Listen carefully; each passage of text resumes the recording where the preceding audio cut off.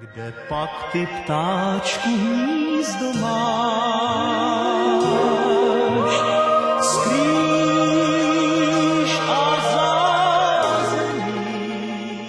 Říká se, že nejlepší pohled je z Koňského hřbetu. S tímto tvrzením budou bez výjimky souhlasit v jezdeckém klubu Mariánské Lázně, kde se před 5 lety rozhodli pro velmi záslužnou činnost. Tou bylo otevření soukromé střední školy, nebo chcete-li jezdecké akademie. Jsme jedinou školou v republice, která učí chovatelství se zaměřením na chov koní a na jezdecké disciplíny a je to maturitní obor.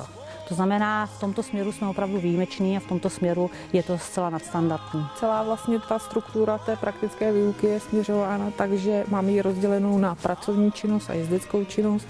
V té pracovní činnosti se vlastně studenti snaží pochopit vůbec provoz stáje, učí se pečovat o koně různých věkových kategorií. No a v té jezdecké činnosti, která je, myslím si, tím hlavním, co je sem táhne, tak mají vlastně příležitost věnovat se hlavně drežurnímu ježdění a skokovému ježdění. Já jsem spokojená moc, protože tady mám i vlastně svého koně, pracuji tu s ním a podmínky tu jsou úplně úžasné.